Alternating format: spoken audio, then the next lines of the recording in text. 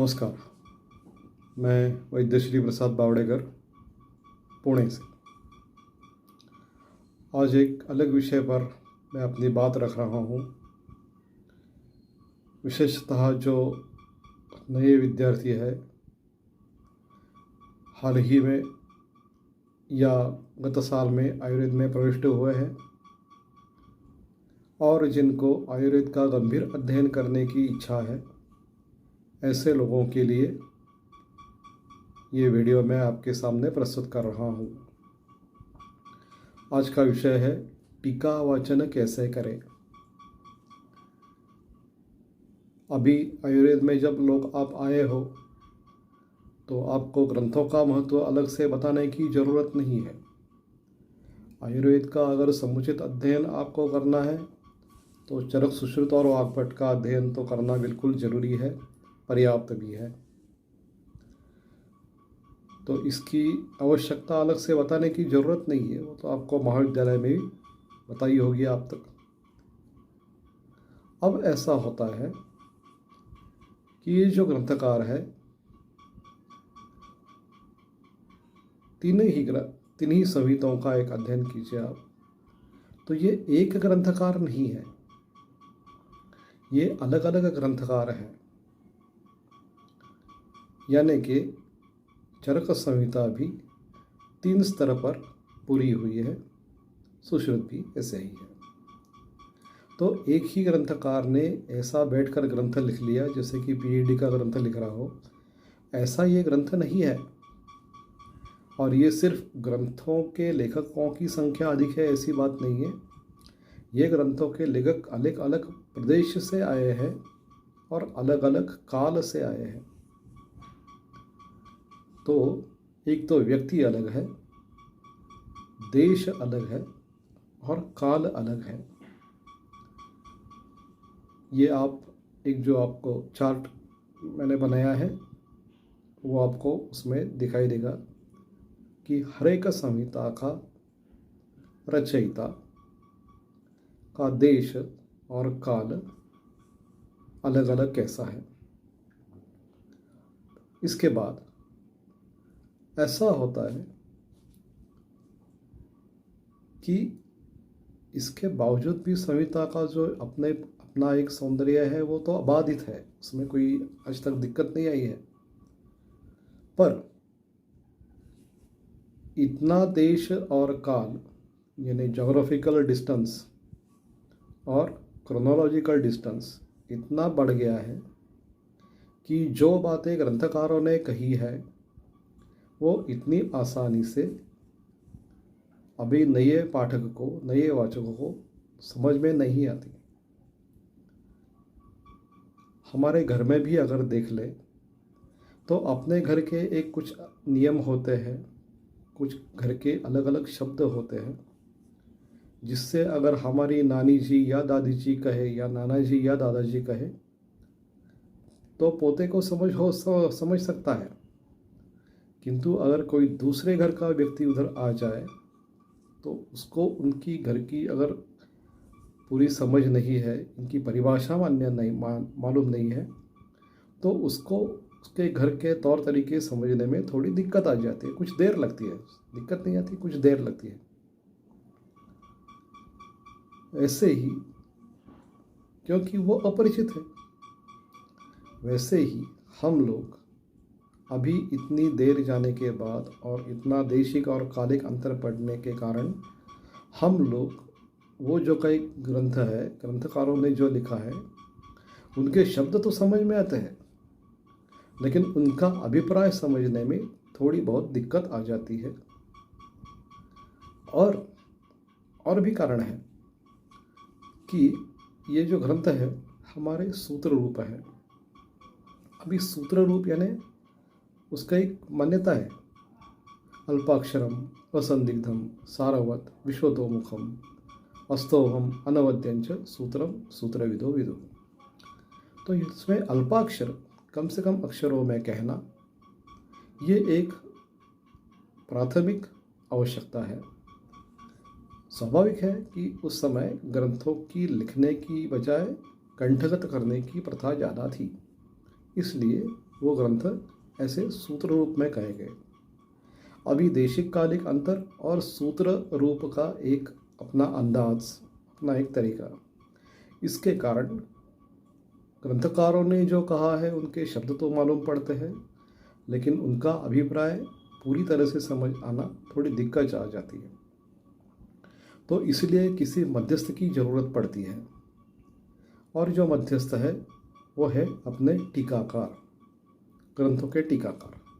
तो ये टीकाकार क्या करते हैं, वो जो नए वाचक और ग्रंथकार, इनमें का एक मध्यस्थ, यानी कि जैसे आपके घर में होगा कुछ, तो नए बच्चे हैं तो शायद ऐसा होता है कि कुछ बात कहनी है आपको पिताजी से, तो आप माताजी को अपना मध्यस्थ बनाती है। कभी कभी उल्टा हो जाता है, कुछ बात माताजी को बतानी है तो आप पिताजी को अपना मध्यस्थ बनाते हैं। और भी हो सकता है कि किसी एक पिताजी का कुछ अभिप्राय हो और आपको समझ में नहीं आया तो आप बड़े भाई से पूछ लेते हैं। तो ऐसी जो बातें जो घर में चलती है, वैसे ही ग्रंथों के टीकाकारों की भूमिका है कि जितना अंतर पड़ गया है वो अंतर यावत शक्य कम करे, ये टीकाकारों की अपनी भूमिका है। तो टीका, भाष्य, ये सब एक ही प्रकार है। तो पहले कुछ प्राथमिक अध्ययन करते हैं और उसके बाद उसका विशेष अध्ययन करेंगे। तो भाष्य के प्रकार रहते हैं अलग अलग। अपने अष्टांग हृदय के टीकाकार हैं अरुण दत्त जी, उन्होंने कुछ भाष्य के प्रकार बताए हैं, व्याख्या के प्रकार बताए, उन्होंने व्याख्या शब्द इस्तेमाल किया है। और जो मीमांसक है, दर्शन नाम सुना होगा आपने, मीमांसा दर्शन। तो मीमांसा के दर्शनकार जो है, उन्होंने भाष्य के अलग अलग प्रकार किए हैं, वो थोड़ा समझा लेता हूँ। सर्व व्याख्या एक प्रकार है, उसमें दो प्रकार है। सर्व व्याख्या में भी दो प्रकार है। साधारणी यानी कि सब सूत्रों का इकट्ठा वर्णन, विशिष्टा यानी हर एक सूत्र का अलग अलग वर्णन। दूसरा प्रकार है उपालंब, यानी क्या होता है कि कभी कभी कुछ लोग गलत मत बोल देते हैं, तो शायद ग्रंथकार नहीं बोलते हैं लेकिन कुछ टीकाकार बोल लेते हैं। जैसे कि मैं जब सीखता था तब एक किसी गुरुजी ने हमें बताया था कि स्वभाव परमवाद, इसका मतलब वो प्रकृति का परम स्वभाव है, तो ये गलत मत है। तो ऐसे गलत मतों का प्रतिवाद करने के लिए जो भाष्य होता है उसको कहते हैं उपालंब।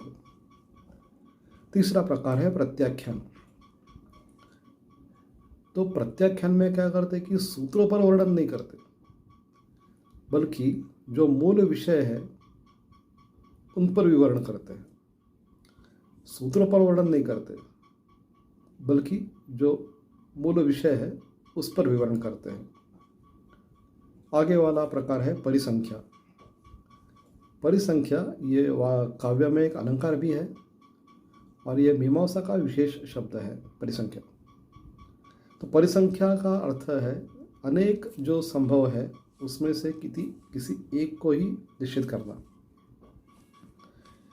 यानी कि जब हमें किसी रास्ते से जाना, किसी कहाँ पे पहुंचना है, तो वहाँ जाने के लिए 4-5 रास्ते हैं।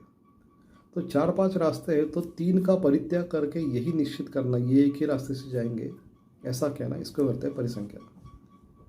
तो ग्रंथों में जो अनेक अर्थ संभव होते हैं किसी एक शब्द के, ऐसे अलग अलग शब्दों में से बहुत सारे शब्दों को निकाल करके एक ही शब्द पर अपना ध्यान रखना, इसको कहते हैं परिसंख्या। स्तुति और एक आगे वाला प्रकार, स्तुति का मतलब है ग्रंथकारों की स्तुति। और एक प्रकार है अर्थशब्द दूषण, लेकिन वह मीमांसा का अपना व्याख्या है, इसलिए इसकी चर्चा नहीं करेंगे। तो ये भाष्य के अलग अलग प्रकार हैं। अरुण दत्त जी ने पिंड व्याख्या ऐसे कुछ प्रकार 12 या किसी ग्रंथ में 15 प्रकार दिए।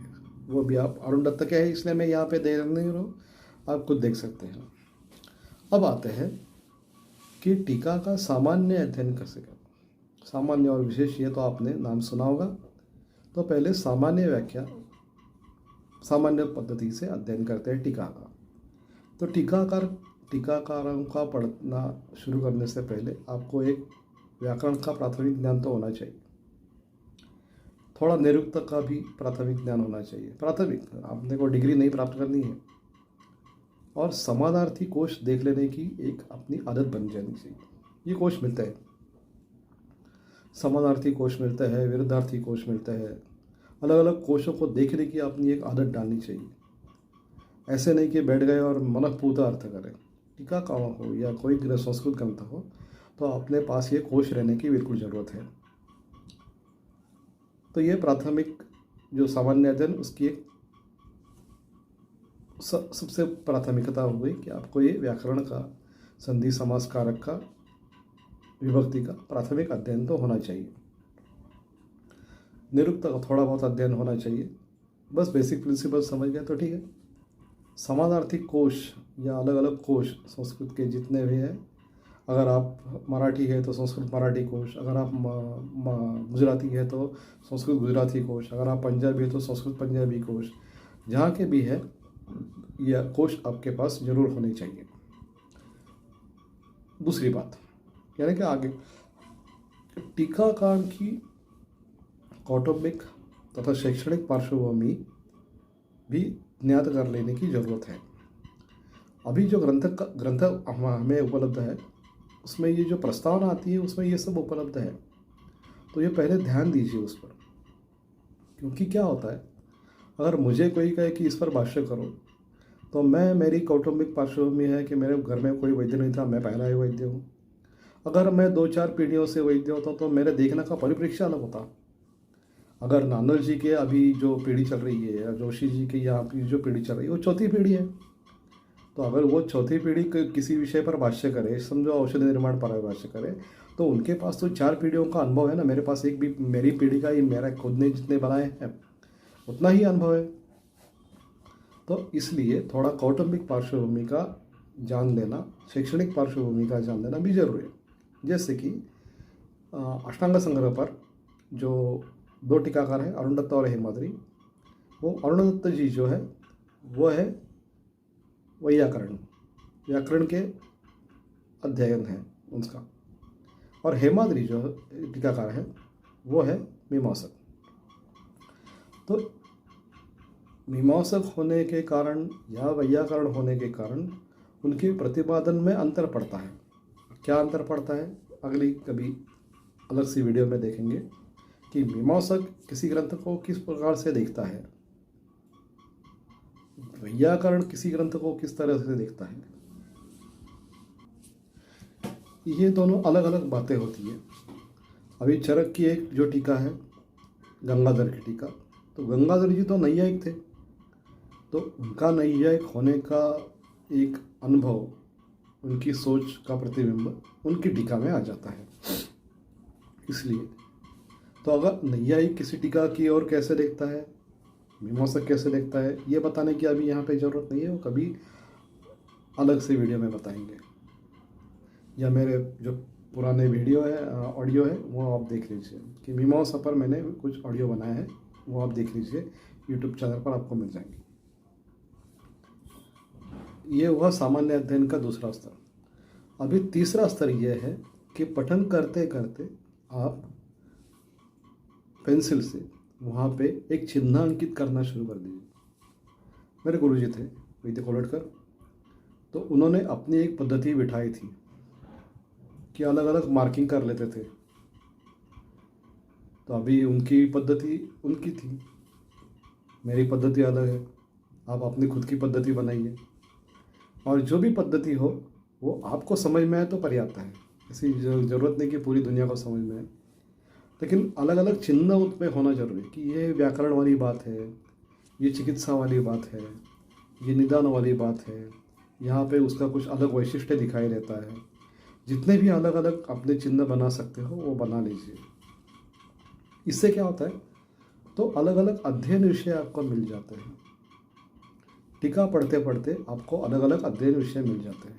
जैसे कि अभी देख लीजिए आप कि चरक में एक युक्ति प्रमाण की चर्चा आई है। अभी युक्ति प्रमाण ये आयुर्वेद का बहुत ही अनूठा प्रकार है। इतरत्र किसी चर्चा नहीं की है। लेकिन उसके टीकाकार लिखते हैं कि शांतरक्षित और कमलशीला ने इसका कुछ चर्चा की है। तो चलो आपको मिल गया एक बहाना कि शांतरक्षित और कमलशील ये कौन थे, इन्होंने क्या इस पर चर्चा की है, उन्होंने क्यों चर्चा की है। ऐसे ही चरक सूत्रस्थान 26वें अध्याय में 72 सूत्र है, उसमें वो बात कहते हैं टीकाकार कि नैयायिकों का शक्तिवाद का इस पर कुछ असर पड़ा है। अभी नैयायिकों का शक्तिवाद क्या है, चलो देखने की आपको एक बहाना मिल गया कि इसका विवरण आयुर्वेद के लोगों ने क्यों किया है। तो ऐसे अगर आप अलग अलग चिन्ह कर दिए तो एक टीका पढ़ने का एक आपका एक अलग सा एक उसमें एक डिसिप्लिन तैयार हो जाता है। ये हो गया सामान्य स्तर, बहुत ही सामान्य स्तर है। अभी विशेष स्तर देख लेते हैं। तो विशेष स्तर का प्रथमता यह है कि टीकाकारों का एक तौलनिक अध्ययन आप कर सकते हैं अगर आप थोड़ा गंभीर अध्ययन करना चाहते हैं। अभी तौलनिक अध्ययन का ये देख लीजिए, मेरा परिप्रेक्ष्य देख लीजिए। मेरा यह मानना है कि तौलनिक अध्ययन का मतलब सिर्फ साधर्म्य वैधर्म्य नहीं, तौलनिक का अध्ययन सिर्फ साधर्म्य वैधर्म्य नहीं, बल्कि उस साधर्म्य वैधर्म्य का किसी एक तर्क के आधार पर उसका जस्टिफिकेशन करना, या उस साधर्म्य वैधर्म्य की एक कारण मीमांसा ढूंढना, इसको बोलते हैं तुलनात्मक अध्ययन। मैं आपको एक टेम्पलेट यहाँ पे देने जा रहा हूँ, जरा टेम्पलेट पर गौर कीजिए। तो इस टेम्पलेट में ऐसा कहा गया है कि टीकाकारों का साधर्म्य देख लीजिए, वैधर्म्य देख लीजिए, और उस साधर्म्य वैधर्म्य का शास्त्र तत्व व्यवहार, इन पर एक विश्लेषण कीजिए कि ये शास्त्रीय साधर्म्य है कि तात्विक है कि व्यवहारिक है, और उसके आधार पर उसका जस्टिफिकेशन दीजिए। तो ये इसके लिए आपको मैं टेम्पलेट देने जा रहा हूँ, कुछ उदाहरण भी देने की प्रयास करूँगा। ऐसे आप उसका एक तुलनात्मक अध्ययन करते हैं। यह बहुत ही गंभीर बात है। फर्स्ट ईयर में तो नहीं कर सकते आप, थोड़ा अगर लास्ट ईयर में चले जाए, उससे भी आगे चले जाए तो आप जरूर कर रहे। हो सकता है तो आप इसके लिए कुछ एमडी का विषय भी सोच लें। ऐसे कुछ एमडी के कुछ अध्ययन भी हुआ है। मेरे मित्र है वैद्य अभिजीत सराफ, उन्होंने पीएचडी के लिए कुछ टीकाकारों का तुलनात्मक अध्ययन किया है। वो भी आपके लिए एक टेम्पलेट जैसा सिद्ध हो सकता है। और थोड़ा विशेष पार्ट भाग करना है तो यह है टीकाकारों का भाषांतर, टीकाओं का भाषांतर। अभी भाषांतर करने के अलग अलग तरीके हैं। एक शब्दशाह भाषांतर होता है या अभिप्रायशाह भाषांतर होता है। मेरा मानना ये है, मेरा अनुभव यह है, और मैंने जो कर दिखाया है वो ऐसा है कि शब्दशाह भाषांतर, लेकिन उसकी रचना ऐसी की जाए कि अभिप्राय का भी पता चले, जो अभिप्राय उन्होंने ग्रंथों में व्यक्त नहीं किया है। तो मेरे खुद का एक माधव निदान का प्रथम अध्याय का भाषांतर मैंने इस तरीके से किया है कि उसमें शब्दशाह भाषांतर भी है, क्योंकि वो शब्द का भाषांतर हमें दिखाई पड़ता है, और अभिप्राय भी उसमें जो ब्रैकेट्स में जो कुछ लिखा है, संगति लिखी है, उसमें से आपको ये पता चलेगा कि इसमें गंभीरता क्या है या इसका अभिप्राय क्या है, ये आपको पता चले। ये दूसरा विशेष अध्ययन का एक दूसरा स्तर हो सकता है। तो फिर वापस आते हैं, टीका पढ़ना ये मनपूर्वक पढ़ने की बात नहीं है। एक गंभीरता से अध्ययन करना है तो ही टीका पढ़ लीजिए। एक माहौल बनाना चाहिए, अपने दिमाग में माहौल बनना चाहिए कि मैं टीका पढ़ने जा रहा हूँ। इसलिए कुछ सामान्य अध्ययन, कुछ विशेष अध्ययन का मैंने एक प्रस्ताव आपके सामने रखा है। एक थोड़ा पुनरावर्तन करते हैं, पुनरावलोकन करते हैं। तो अध्ययन शुरू करने से पहले एक थोड़ा संधि, समास, कारक, विभक्ति और जो पदार्थ विज्ञान सीखा है हमने, उसका थोड़ा एक पुनरावलोकन कर लीजिए। थोड़ा कुछ ग्रंथ है अलग अलग दर्शनों के, उनका परिचय, सिर्फ परिचय, ज़्यादा उन पर गौर करने की ज़रूरत नहीं, सिर्फ परिचय। क्योंकि अलग अलग दर्शन की अपनी अपनी परिभाषा है। जरूरी नहीं कि वो वैसे के वैसे आयुर्वेद स्वीकार करें, आयुर्वेद की अपनी परिभाषा है, किंतु ये परिभाषा उन्होंने किस तरीके से इस्तेमाल की है ये जानने के लिए। जैसे कि है अर्थापत्ति, अर्थापत्ति हमारे लिए एक युक्ति है, लेकिन मीमांसकों के लिए एक प्रमाण है। तो अगर आपको मालूम हो कि वो मीमांसक प्रमाण क्यों मानते हैं और हम उसको युक्ति क्या मानते हैं, तर्क तंत्र युक्ति क्यों मानते हैं, तो ये इतना अध्ययन अपने लिए काफ़ी है। लेकिन ऐसा हो कि कभी कभी वो तांत्रिक शब्द है मालूम ही नहीं रहता, तो गड़बड़ हो जाती है। जैसे कि एक मंत्रवत संप्रयुक्त हो न मीमांसक कथंचन, ये श्लोक आया है अष्टांग हृदय में। तो मंत्र ये जो शब्द है ये वो तांत्रिक शब्द है, ना कि जो प्रचलित व्यवहार में हम जिसे मंत्र कहते हैं, ऐसे ही बात नहीं है। वो मंत्र ये मीमांसकों का तांत्रिक शब्द है, तो वो आपको ध्यान इतना मालूम हो तो भी काफ़ी है। और आपके पास जो कोश होने चाहिए उनकी एक मैं बताता हूँ, आयुर्वेदिक शब्दकोश है, हिंदी में भी उपलब्ध है, मराठी में भी उपलब्ध है, अच्छा है। मोनियर विलियम्स, ये संस्कृत की शब्दों का कोश है, ऑनलाइन भी उपलब्ध है। अमर कोश, पर्यायी शब्दों का कोश है, जरूर होना चाहिए आपके पास। मराठी या हिंदी भाषिकों के लिए आपटे जी ने एक कोश बनाया है, संस्कृत हिंदी या संस्कृत मराठी, वो भी आपके पास होना चाहिए। एक गिरवाण लघु कोश है, मराठी में उपलब्ध है, वो भी आपके पास होना चाहिए।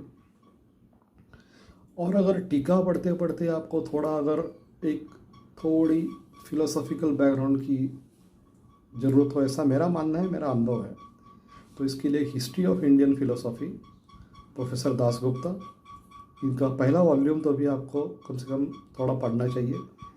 स्कैन कर लीजिए, ऐसे कुछ बहुत दिमाग लगाने की ज़रूरत नहीं है, लेकिन थोड़ा थोड़ा पढ़ना चाहिए।